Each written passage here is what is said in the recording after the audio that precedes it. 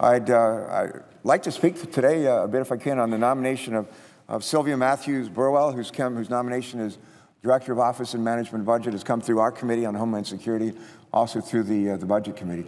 Her nomination was reported out unanimously a week or so ago by our committee, and unanimously the same day by the Budget Committee. And the nomination comes at a critical time, not just for this administration, I think at a critical time for our country. We are wrestling with this large budget deficit. We know that there are management challenges, and when you say OMB, it's Office of Management and Budget, and whoever's confirmed to serve in this position is expected to be to ride herd, to oversee a group of people, a good team that will focus on budget. How do we continue to rein in our budget deficit and bring it back to a more sustainable fiscal position for us? And also, what do we need to do on the management side to help hasten that day?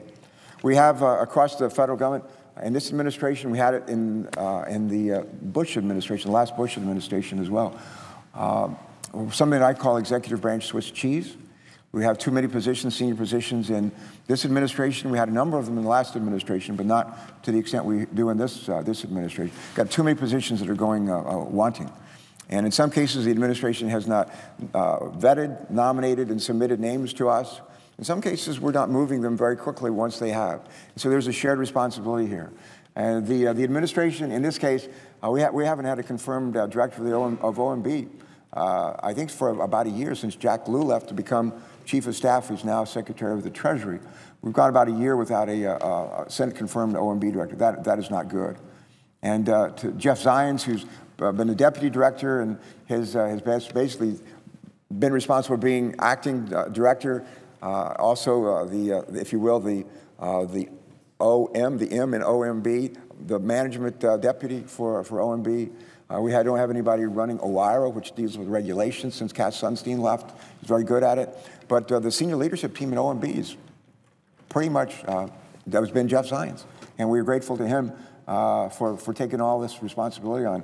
But he may have other things he wants to do with his life, and we need to put somebody good in place to head up OMB and to surround that person with a first-rate team. And I pledge to do that.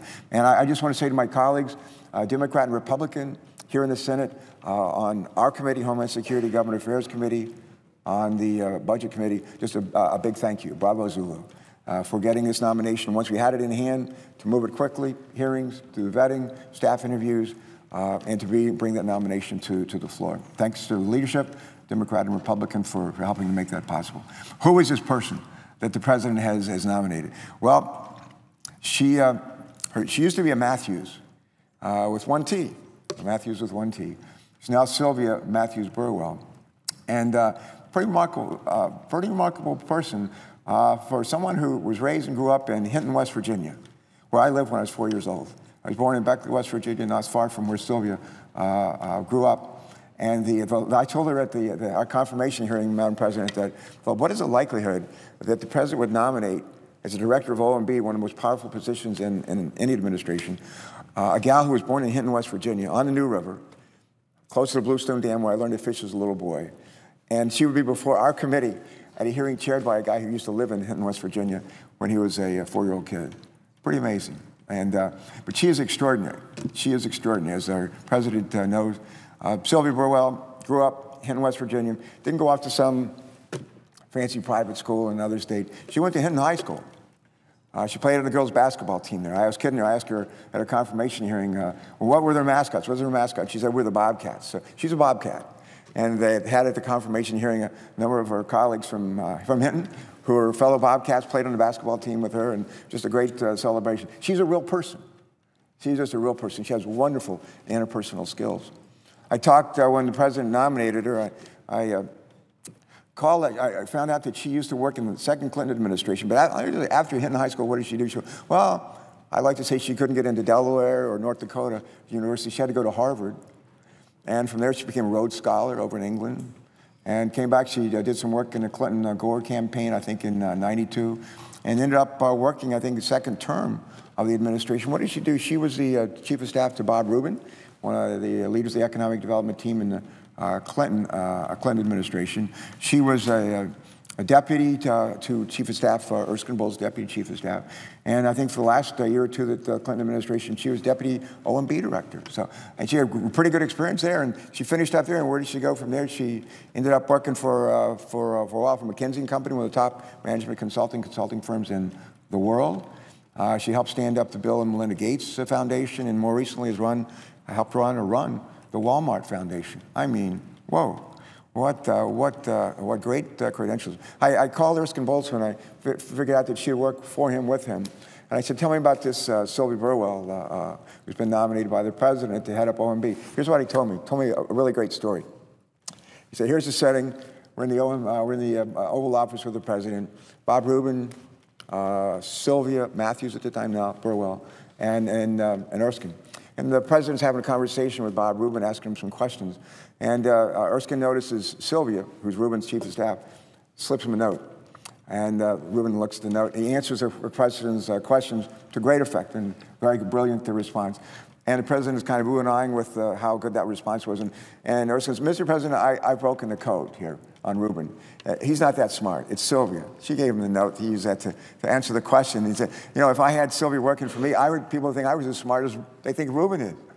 Well, she ended up working with Erskine as the deputy chief of staff. And I asked him some more. I also talked to Bruce Reed about him. Bruce was the President Clinton's former domestic policy advisor. He and I worked with a bunch of other people on welfare reform. Great guy.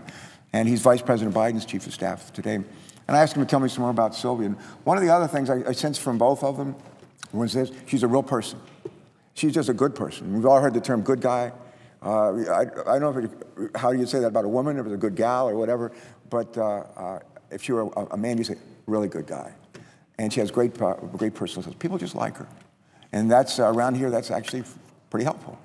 The other thing that I've learned is incredibly bright, and able to juggle a whole lot of things at the same time. Somehow along the way, she's gotten married. A lucky guy named Stephen. I think she says she's lucky too. And have these 2 young kids. And somehow they managed to keep all the balls in the air and raising a family and having these careers. But I asked Erskine and Bruce, what is she really like? Great, just a really good person. And good values. I've talked to her about her values, including the one that involve faith. And it's just the kind of thing that you want to be encouraged to be here. Very bright. The other thing they said about her is this: she has a great ability to get things done.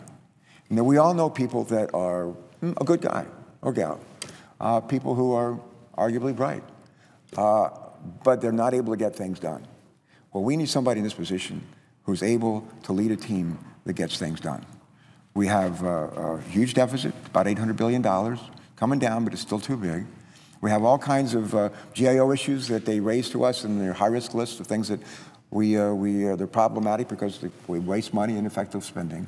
We have, GAO most recently has given us a whole big report on duplication in the federal government. There's a huge to-do list, and part of it is our jurisdiction in our Committee on Homeland Security and Government Affairs.